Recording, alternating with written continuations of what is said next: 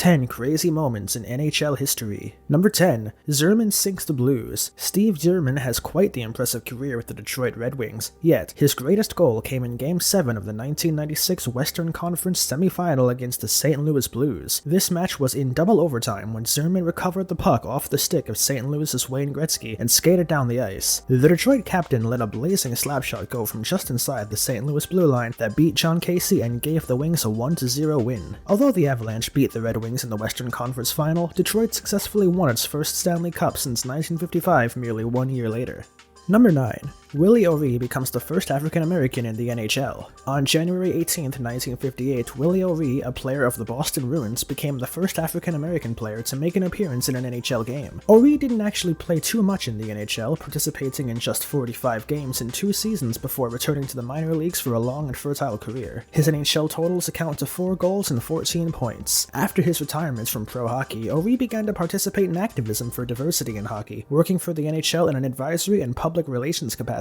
In 2000, the Lester Patrick Award for service to the sport of hockey in the United States was awarded to him. Later on, he was bestowed the Order of Canada, the highest-ranking civilian award that can be bestowed on regular citizens of Canada for his astonishing service to the sport of hockey and his beloved country. Number 8. Too Many Men and Sherry's coaching career in Boston. Don Cherry's Boston Bruins reached the Stanley Cup final in both 1977 and 1978, only to fall to the mighty Montreal Canadiens, who won the second and third consecutive championships. In 1979, the Bruins clashed with the Canadiens in the semifinals, and the series went a whopping 7 games. Boston was attempting to hold on to a 1-goal lead late in the third period when the Bruins were assessed a bench minor for fielding too many men on the ice. Guy Lafleur scored the tying goal during the ensuing power play, and Montreal won the game in overtime on a tally by Von Lambert. The Bruins fired Cherry the following summer. After coaching the Colorado Rockies for about a year, Grapes began a very successful broadcasting career with CBC. Meanwhile, Montreal advanced to the Stanley Cup Final, where it won its 4th straight title, defeating the New York Rangers in 5 games. Number 7. Rookie Ken Dryden leads Habs to 1971 Cup win. Ken Dryden had appeared in all of 6 NHL games when the 1970-71 NHL playoffs got underway, but the Cornell grad played well and was named Montreal's starting goaltender for the playoffs over veteran Roger Vachon. All Dryden did was simply lead the Canadiens to one of the most impressive upsets in NHL history. First, Montreal upset the defending Stanley Cup champion Bruins in 7 games. The Bruins set a new record that year, scoring more than 100 goals, more than the next highest team, and finishing 12 games higher in the standings than the next best team. They also obtained the top 4-point scorers in the NHL in Bobby Orr, Phil Esposito, Johnny Busick, and Ken Hodge. Dryden then led the Habs past the Chicago Blackhawks to win the Stanley Cup. He won the Conn Smythe Trophy as playoff MVP and then the Calder Trophy as the league's top rookie the following season. This actually began an impressive Hall of Fame career for Dryden, who even led the Canadiens to Stanley Cups in 1973, 1976, 1978, and 1979, before retiring after one of the most exciting hockey careers to date.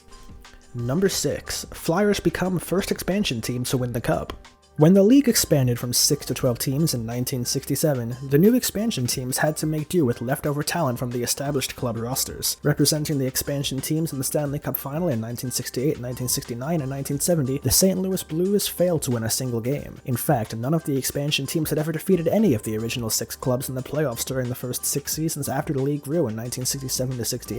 By 1974, the Flyers were more than ready to suddenly change all that. Combining a physical, intimidating style of play with timely scoring and outstanding goaltending by Bernie Parent, they easily finished with the league's second-best record. In the playoffs, they defeated the Rangers in 7 games in the semifinal before beating Bobby Orr and the Bruins in 6 games, winning the Stanley Cup. Philadelphia repeated its triumph in 1975 after defeating the Sabres in 6 games in the first-ever Stanley Cup final between 2 expansion teams. Number 5. Bob Bowen scores OT winner on a broken ankle. Leafs defenseman Bob Bowen was one of the more popular players on the team, despite the fact that he only scored 37 goals in 964 career NHL games, being a fan favorite for his all-out effort and the booming body checks he often dished out to opponents. During Game 6 of the 1964 Stanley Cup Final, with Toronto trailing the series 3-2, Bowen obtained a broken bone in his foot and had to be transported away from the field on a stretcher. I got hit in the foot by a shot by Gordie Howe, so they took me to Olympia Infirmary. The guys who looked at it didn't think I could hurt it any more than I already had, so they froze it and I went back to play the game, Bowen said in an interview. I knew it was broken. I didn't need any x-rays to tell me that, but I didn't want to missed the overtime. I told the trainer he had to do everything possible to get me out there. He gave me a shot of painkiller which numbed my ankle and taped it tight. Then I laced up my skate and went back to the bench. He played in the overtime and scored with a game-winning goal off Detroit's Terry Schaukuk. The Leafs won the series 2 nights later, ensuing in Bourne's goal going on its way to becoming absolutely legendary. Number 4. First All-Star Game benefits Ace Bailey. On February 14, 1934, the best players in the NHL gathered to play an exhibition game at Maple Leaf Gardens in an effort to help raise money for former Leaf star Ace Bailey and his family. Bailey's career prematurely ended 2 months earlier when he was hit from behind by Boston's Eddie Shore and fractured his skull on the ice, resulting in Bailey almost losing his life. He managed to recover, but doctors told him he should never play hockey again. The benefit game between the Leafs and the All-Stars ended with a 7-3 Toronto victory, raising an impressive amount of almost $21,000 for the cause.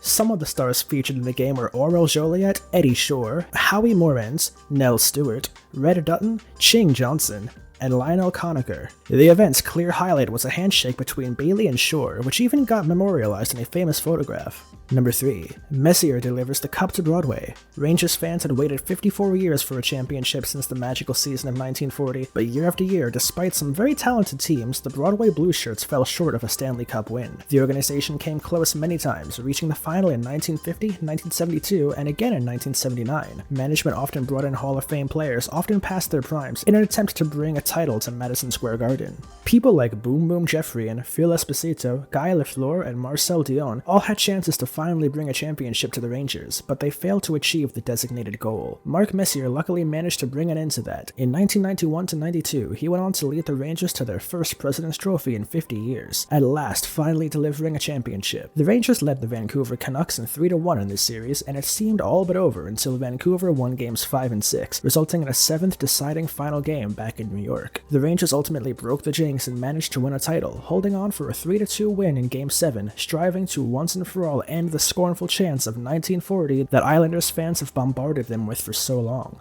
Number 2. The Richard Riot. The Richard Riot took place in Montreal back in 1955. On March 13, 1955, Canadian star Maurice Rocket Richard hit a linesman and ended up being suspended by NHL President Clarence Campbell for the entire rest of the season, as well as the playoffs. Campbell then made the grave mistake of attending a game in Montreal merely 4 days later, which resulted in all hell breaking loose. Fans protested and the tremendous riot escalated onto the streets, resulting in approximately 100 people arrested and 37 people injured as the fatal result of the riot. Many of the fans in Montreal felt that Campbell had been too severe on Richard because of his French-Canadian heritage, and the Richard Riot itself was an indication of rising tensions in Quebec between French speakers and English speakers. Richard himself made an appeal to the fans to stop the violence. Number 1. Gretzky passes Gordy, scores number 802. Wayne Gretzky became the NHL's all-time leading goal scorer, passing the idol of his childhood, Gordie Howe, on March 23, 1994. It was the 802nd goal of the Great One's ridiculously successful career, and came during a 6-3 Kings loss to the Vancouver Canucks at the Fabulous Forum in Inglewood. Kirk McLean was the unlucky goalie. No one has ever dared to make a mere attempt at matching Gretzky since then.